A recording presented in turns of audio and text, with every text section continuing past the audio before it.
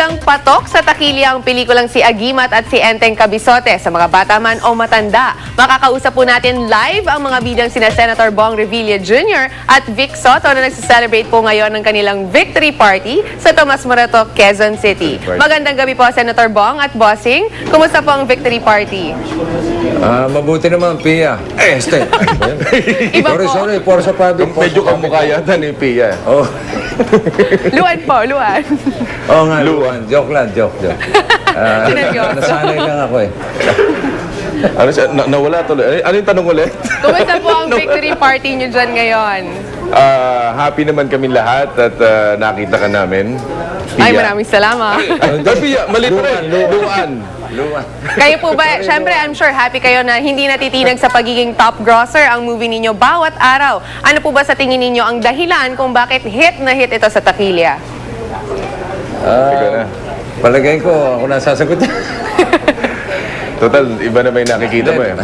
Ayan. Hindi, palagay ko yung mga tagahanga ni Senator Bong at yung mga tagahanga ni Enteng Cabizote, parang nagsama-sama sila eh. So, hindi nga namin maintindihan kung paano nangyari, kung anong kaguluhan ito.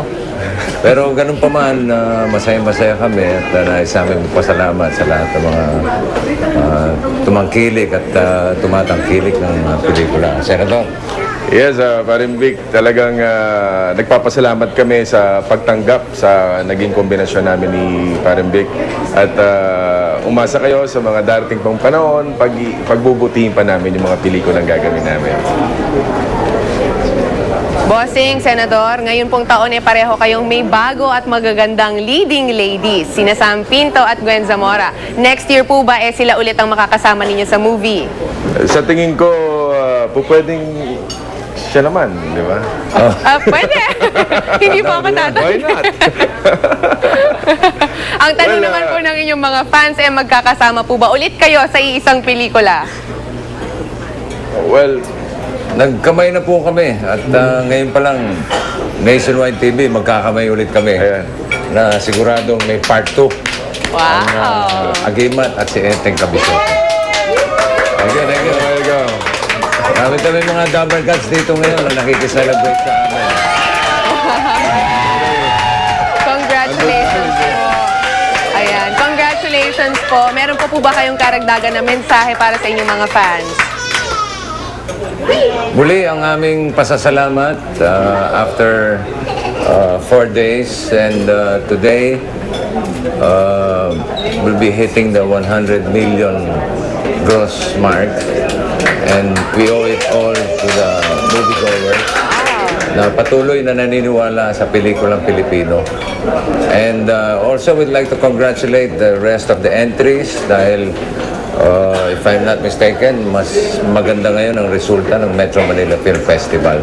So sa inyo lahat, thank you very much and Happy New Year. Senator? Well, unang-una nagpapasalamat ako sa Panginoon, sa lahat ng mga nanood at patuloy na sumusuporta sa pelikulang Pilipino. Maraming salamat po at again, sabi ko nga, hindi namin inakala ni Vic na ganito kalakas ng pelikula, itong nagiging turnout na ito. Umasa kayo na pag-iigim pa namin yung at yung aming pelikula sa sunod. Medyo delay kasi kayo na ako. But again, maraming salamat po. At sana po hindi lang si Agimat at si Enteng panoorin ninyo. Panoorin din natin ang iba pang kalahok dito sa Metro Manila Film Festival. Alright, congratulations po. And once again, thank you very much, Bossing Vic Soto and Senator Bong Revilla Jr. Happy New Year! Happy New Year! Happy New Year! Kay Jay. At kay Mike. Samantala, sobrang pinaghahandaan daw ni Alger Abrenica ang bago niyang character na Machete. Kinonsulta pa niya ang original na Machete na si Cesar Montano. Yan ang chika ni Lars Santiago. Hindi ninenervyos pero napag-pressure daw si Alger Abrenica sa pagbibidahan niyang telefantasyang Machete. Marami pa raw kasi siyang dapat gawin pero maiksi lang ang panahong ibinigay sa kanila para sa paghahanda. Pinaka-focus ni Alger ngayon ang pagpapaganda ng katawan dahil dito raw kilala si Machete kaya araw-araw siyang nasa gym. Bilang paghahanda pa rin, hiningi ni Aljur ang tulong ng original machete na si Cesar Montano. Nag-text daw siya kay Cesar para humingi ng payo at ng mga tip kung paano gagampanan ng papel ni Machete na isang rebultong nagiging tao. Cool nga yung dating eh. Sabi niya, take it easy, parang gano'n eh.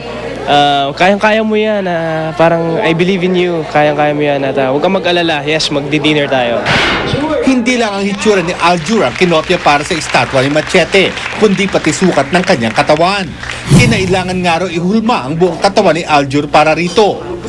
Kinast po yung upper body ko, ay una yung lower body, lahat yan, tapos upper body hanggang sa ulo. So full body cast talaga. Madali lang naman daw habang ikinakabit ang cast, lalo pat nakahubad naman siya. Pero ang mahirap ay nang tinanggal na ito dahil dumikit na ito sa kanyang balat, kaya napapangiwi siya sa sakit. Para to sa ikakaganda ng show eh. Gusto talaga na makuha yung katawan ko eh. So, natural lang umaray pero hindi ako umayaw. Tsaka naniniwala ako sa sinasabi no pain, no gain talaga. Lars Santiago, updated sa Showbiz Happening. Tila nag-enjoy naman sa kanyang bakasyon sa Boracay ang Glee star na si Mark Salling o mas kilala bilang Noah Puckerman o Puck. Ayon sa Spot.ph, kahapon daw sana nakatakdang umalis ng bansa ang aktor. Pero kanina, namataan pa rin siya sa Bora. Nakunan din siyang kasama ng local celebrities na sina Solen Heussaff at Ann Curtis. May mga chika pa ako mamaya, kaya tutok lang. Si Mel Tiangco, ang inyong kapusong totoo. Sa aming pumamahagi ng mga pamaskong handog sa iba't ibang lugar dito sa Pilipinas, inabot namin ang bayan kung saan humigit kumulang kalahati ng lupain doon ay taniman ng kalamansi. Alamin kung saan yan sa tampok namin ngayong gabi. Sa bayan ng Tagudin, pangunahing pinagkakakitaan ang maasim pero masustansyang kalamansi. Halos 40% ng lupa rito ay taniman ng kalamansi. Tulad na lang ng bakura ni Mang John na hitik sa puno ng kalamansi. Iba't ibang produkto na rin ang nagbula sa katas ng kalamansi. Tulad ng sukang kalamansi, ready to drink na kalamansi juice, na meron ding pang family size. Patok sa panlasa ng matatanda, ang kalamansi wine. One town, one product nga po namin. Energy drink at the same time, all natural po. Pero si Nanay Maricel, maliit lamang daw ang taniman niya. At tuwing Disyembre, medyo mahina raw ang bentahan ng kalamansi. Napasaya namin siya sa aming pamimigay ng mga gamit eskwela sa mga estudyante. Malaking bagay raw ito para may magamit ang kanyang chikiting pagbalik eskwela galing sa Christmas vacation. Kinailangan naming tumawid muli ng hanging bridge.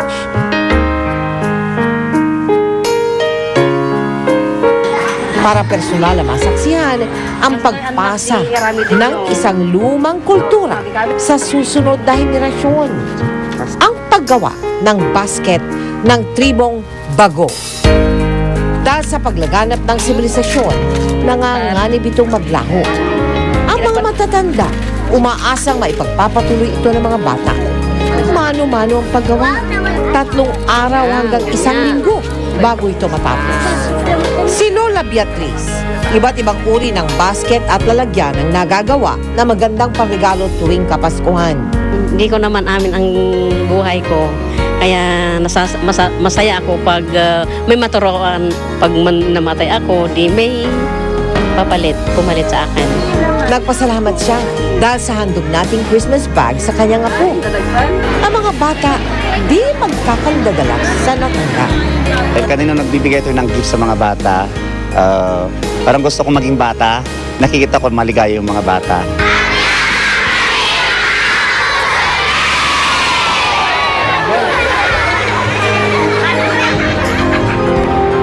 Walang anuman mga kapuso dyan sa Ilocos Sur. Bukas ay ang ating pagbisita naman sa mga kababayan natin sa Ilocos Norte ang inyong matutunghayan. Samantala, salamat po sa Procter & Gamble Philippines na katuwang natin sa unang hakbang sa kinabukasan Part 2. Salamat din sa mga nagpatuloy sa aming mga team dyan sa Ilocos. Samantala, sa mga nais maging bahagi ng aming mga project, maaari po kayo magsadya sa aming tanggapan o magdeposito ng donation sa aming mga bank account. Maaari din mag-log on sa www.kapusofoundation.com. Muling umarangkada ang Oplan Isnabero ng LTFRB at DOTC laban sa mga namimili at nangongontrata ng taxi driver. At ngayon pa namang marami na naman ang mahabol sa pamimili ng mga pang Noche Buena. May mga pasaway pa ring driver. Yan ang tinutukan ni Maki Pulido live mula Manila. Jay, nagparamdam nga saglit ang mga taga-Oplan Isnabero sa mga pasaway na taxi driver. Kulang-kulang 1 oras lang sila nanita sa Taft Avenue at sa 2 shopping mall dito sa Maynila. Di naman talaga manghuhuli ang Oplan Isnabero sa Taft Avenue. Kamalas-malasan lang ng taxi driver na ito, sakto sa pagdaan ng mga operatiba ang pangongontrata niya ng pasahero. Desperado na kasi si Ryan Rodriguez na maiuwi ang lumpo niyang tsuhin, kaya't pumayag siya sa sinisingil ng taxi driver. Sabi niya, dagdagan mo daw, kahit 50, 250. Eh siyempre, mahirap pong sumakay. Pumayag na lang ako. Pamasko sana, namamasko lang naman ako eh. Nasampulan din si Edward Punzalan ng tanggihan naman ng pasaherong papunta sana ng Santa Mesa. Nangatwiran ng driver pero tinikitan pa rin siya. Luneta lang, hanggang luneta lang ako. Center point daw siya Mula December 6, 86 na lisensya na ng mga pasaway na driver ang nasuspindi dahil sa pagtanggi at pangungontrata ng mga pasahero. Sinusubukan ding ayusin ang mga report na natatanggap sa DOTC hotline, kaso ayaw namang maghain ng reklamo ang mga nagre-reklamo. Tinatanong namin sila kung willing sila bang pumunta sa opisina para mag-file ng complaint, ayaw nila. Maki kasi may problema kami sa mga ganon na pag hindi sila nagko-complain, may technicality doon. We cannot file. Jay, dahil naman inaasahan ang muling pagdagsa ng mga biyabiyahe dahil nga sa New Year, ay target din ng mga operatiba ng LTFRB, LTO at DOTC ang inspeksyon naman sa mga papeles ng mga bus na biyabiyahe patungo sa mga probinsya. Jay? Maraming salamat, Maki Pulido. Balikan lang po natin yung balita tungkol sa sumabog na gift bomb sa Taguig na ikinasuwi ng isang ginang. May lead na raw ang pulisya. Nakatutok si Maris Umali, live mula sa Taguig. Maris. Jay, patuloy pa rin ang sinasagawa ang investigasyon ng pulisya kaugnay nga sa naganap na pagsabog ng isang gift bomb dito sa Taguig kaninang umaga. Kuha ito sa labas mismo ng tahanan ng mga tsuwa matapos maganap ang pagsabog ng isang gift bomb na ikinasawi ng negosyanteng unang kinilalang si Yvonne Chua. Pero dito sa hawak kong spot report ng Taguig Police, ang pangalan na nakalagay ay Yvonne Chua, 31 years old. Sa sobrang lakas ng pagsabog, basag pati ang salamin ng bintanang ito. May ilang mga pulis na nakunan ding kinokordon at nag-iimbestiga sa lugar ng pinangyarihan ng pagsabog matapos matanggap ang report. Dito na nga nila natagpuan ang bangkay ni Yvonne. Idineklarang patay si Yvonne ng attending physician na si Dr. Jeffrey Felipe. Eksaktong 3:09 ngayong hapon, tuluyan nang na-cordon off ang bahay ng mga tsuwa. Base sa investigasyon ng Explosive Ordnance Division at ng SWAT ng Taguig PNP, ang pagsabog ay dulot ng isang military-type grenade at may nakuha pa silang 4 pang live military-type grenades sa lugar. Taliwas na naunang naibalita na 2 lamang. Ayon kay Taguig Police Chief Senior Superintendent Tomas Apolinario Jr., kinokontak na nila ang may 6 na tao na nakahawak ng package bago ito nakaabot sa biktima. Bago kasi umabot sa biktima na taga-Taguig, ay pinadala muna ang regalo sa dating tahanan nito sa Parañaque. Sabi ni Apolinario may leads na sila at may tinitingnan na ring motibo pero di pa raw nila maaaring isiwalat sa ngayon. Maingat sa pagbibigay ng impormasyon ng pulisya ukol sa family background ng biktima. Pero nasa upper middle class daw ang pamilya Chua na pawang mga negosyante. Nagpapaupa ng mga ari-arian at nag-e-export din ng mga produkto. Jay, pribado ang pamilya Chua kaya hindi na sila pumayag pang humarap sa mga taga-media. Kaninang hapon naman ay dinala na sa Loreto Funeral Home sa Bikutan ang bangkay ng biktima. Jay? Maraming salamat, Maris Umali.